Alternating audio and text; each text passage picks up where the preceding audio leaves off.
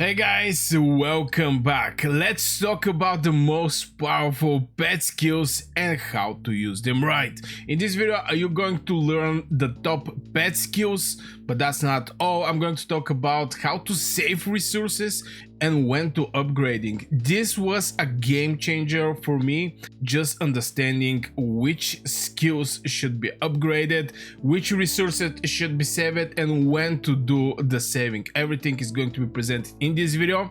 Also, to know which pet skill you should buy and which one you should skip. Also, this is going to just help you to stop gambling blindly, because believe it or not, pet skills are a little gambling, especially when you're trying to extract some skills. It's something like this. And at the end of this video, you should make your pet battle ready. So let's first jump over the top pet skills, since I personally invest so much time over my pets, just because honestly I was focused over the heroes, after this over the artifacts, and the pet system in the Call of Dragons was little put it aside, because as a WoW spender you cannot cover everything that are presented in the game. Even as a mid spender, you have to be well or Kraken to, you know, keep up with all the systems in Call of Dragons. But after I finished the troop system, basically right now I have no issue with the troops, and with this death returning at the end of the season, I think it was like 94-96% of your deaths is going to return it. Troop become no issue. So, you know, when you fix one problem, you jump on the next one. So let's jump. First of all, first thing first is about the top skills. Obviously, I'm going to just give an example of one pet, but let me know in the comments if you're looking for a specific pet. I may make a video for this specific pet and actually go more in deep with this pet. Also, hit one like if you enjoy this type of videos, and also subscribe if you're new on the channel. If you're an old member who is watching my videos, I guess you're already subscribed. But anyway, jumping over the pets, I'm going to maybe give you an example with the flaming Manticore. This is the new pet that currently I'm working on. I also have some pets that are already developed, but yeah, first thing first, what is the top pet skills? If we go over the skills, or maybe I'm just going to go over the pets. I'm going to go over the pets. No, I'm not going to go over the pets. So starting with the first thing, the main skill is going to be the talent skill. I think the majority of the people understand that, but your talent skill is from where your damage is going to come. The majority of the cases, the main skill is where the pet damage is happening. So this is also the skill that people gamble the most when you catch new pet. Right now I don't have new pet. I actually have this one prepared, this flaming Manticore, to extract 1-star skill from this. But yeah, the talent skill is the most important. From there, you're looking to boost the talent skill. This is extremely important, and one of the main reasons I have 2 shadow Manticores is I start working over this one, but in the process I catch this one where I was having this elemental harmony where it was 1-star. This is not that cheap not that cheap spell, so I just decide to go with this pet. At one point maybe I'm going to remove this one. I didn't get lucky with the regeneration. Let me know in the comments your personal experience with regeneration, to get, for example, pets with the higher attributes, or maybe how many slots you get. I honestly, I have very bad luck in this direction, but yeah, I really hope I'm not alone in this whole picture. So working over your main skill, which is the talent skill, the next skills, what they should be. So if we're jumping over the pets, you're going to see different skills right here. So the main priority of the next spells, obviously the talent skill is going to be the first one, is going to be to boost this spell to do more damage. And for example, Magic Fortune is a very nice skill that is going to maybe I'm going to, yeah, for example, here the Magic Fortune is giving the critical rate 10%, and since it's scaling from the luck and this pet is having 342 luck, it's going to give me extra 20% critical rate. So in total, just 2-star, this pet is this skill is 2-star, is going to give me 30% critical rate. So the moment that my pet firing up with his spell that is doing the damage is 60 plus 123. This is the magic damage. This pet is also doing AoE damage, but it's not increased by intelligence, and create molten field which deals magic damage every seconds. This one is a fixed 24 up to 3 enemy legions. This is an AoE pet. I really like AoE pets. Some people are saying Yu Ming should be with some different pets, but if you finally get an AoE pet in Call of Dragons, you definitely want to go and try to work in for this pet. Obviously, Sapphire Fardrak is also a pet that is doing AoE damage if you have this intense play boom each time, blah blah blah. Play boom bonus, no, it's not actually, it's this one. Hits more enemy legions for every 155 points. My spirit here is 318, so I'm going to hit 3 legions. That's why so far Sapphire Fardrak was the best damage dealer pet for mages, but is restricted to Scorch, which is Lilia, Hairfrost, this is Velin and Wodir and Velin, and Schneard, which is Elvin.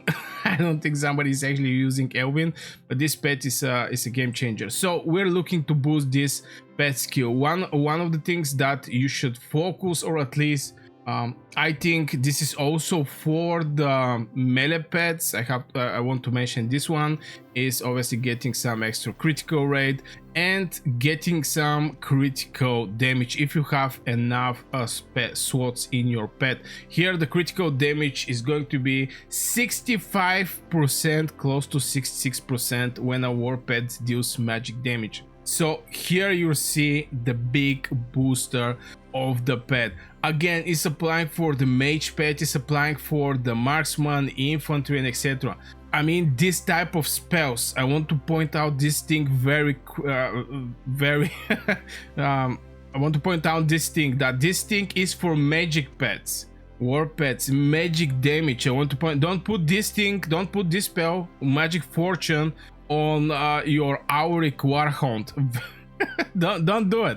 Auric Warhound is having a similar pet skill, which is Brute Roar, which is critical rate some percentage when the war pet skill deals physical damage. Look over what is magic damage, what is physical damage for the physical pets, for the magic pets. Very important. From there you can do different plays. For example, you can go with fierce attack. So far from all the reports I see, you have counter attack build and you have fierce attack build.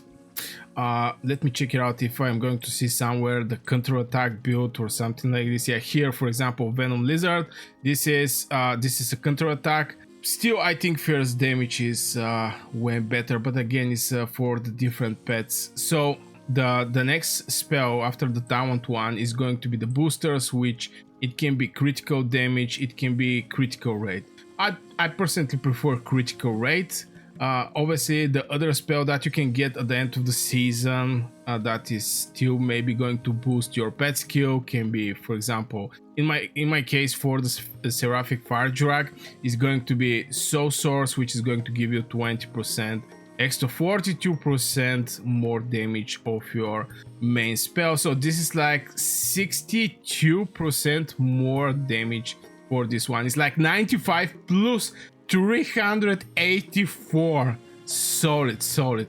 On top of that is getting 160% healing factor. Very good if you run Margaret Zeta, if you run with Thunderling is boosting the healing. I was looking to use it with Yu Ming, but since I'm not going for a rage build, I mean I skip one rage build, like 10% chance to get 50 rage in the talent tree. I just decided I'm not going to put this pet there just because there's going to be less rage accumulation speed in my Yuming hero.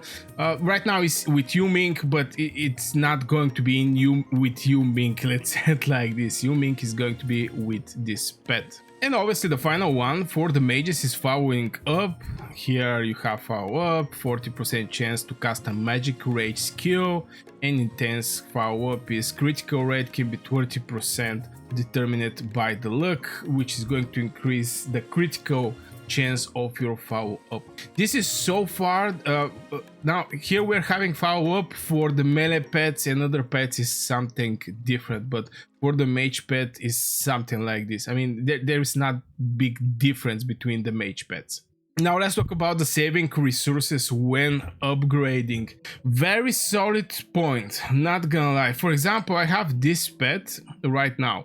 This skill is level 2. Obviously we're trying to extract the talent skill so we can make our pet talent skill 2-star, 3-star. So what I'm doing when I get a new pet, for example this one is going to be strongly depending how much costs this spell. For example, this skill upgrade is going to cost me 20 of these pet coins, but there is a spells that cost way more. I want to see maybe some spell that is costing more, because right now I don't have that many, to be fair.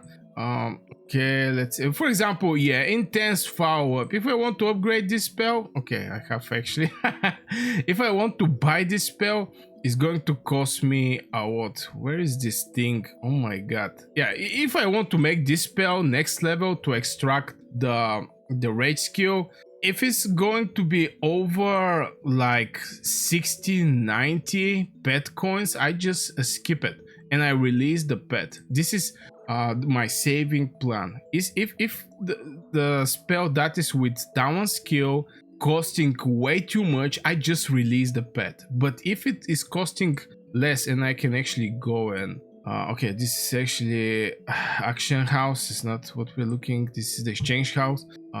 You can buy something from here, and if I filter on 0 stars, you're going to see that each spell, if you want to buy it, costs differently. For example, this thing here, like, okay, maybe I'm going to find something more easy. Yeah, magic fortune. If you have magic fortune and you have pet skill there, I mean the talent skill of the pet, this thing is going to cost you 509 pet coins. So in a situation like this, I just release the pet.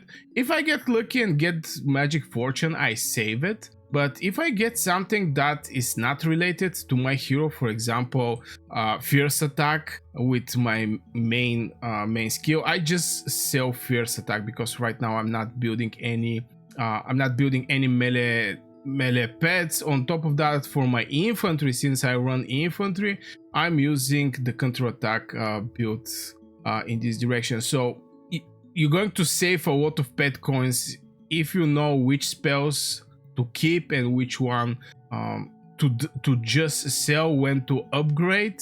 And but by not buying the expensive spells, you're just going to have at the end of the day more coins. It's not about one pet 100% to extract the talent skill from this pet. If you see that talent skill is with expensive pet skill, just release the pet and save your pet coins. This is the way I'm upgrading my skills, and this is the way I'm saving resources. The next thing is know which one to buy or skip. Obviously here, this is for example melee spells. This is maybe the one of the most desired spells. Other one that I see is also fatal bait that people are buying. But at the beginning of this video, by sharing which pet skill is with what priority, you should already know which skills you just have to buy. And that's why it's extremely important to be careful with your pet coins and not, for example, extracting the talent skill by leveling up some expensive spell that you are not going to need that much. The other thing is obviously to stop blindly gambling. it's still going to be gambling, don't get me wrong. But for example, I have this flaming Manticore. Right now I'm waiting some spells to level up this skill. I'm going to skill upgrade. I need 3 more and I'm going to release this pet. Just by having a 2-star skill and this one is a 1-star, the chance to get the flaming cage is increased. But here is the thing, for 2-star is getting way too expensive to actually perform this way of getting your pet skill, because you're going to need a 3-star skill to extract a 2-star skill, and not many 3-star skills. I mean, if I go and open my I have like 2 3-star rage skills, which is honestly not that much. And if I use this one, it's like 5.9k just to sell this spell. This one is like 5.9k again, so I better just sell these spells and buy spells that I need from to do a gambling with 3-star skill to extract a 2-star skill. And I don't know if this is only me, but lately I was trying to, you know, for example, this is a 2-star, I make the fire cage 2-star and I release the pet. It's like 50-50, but my last 4 tries I didn't manage to extract the town skill, which is just very bad feeling.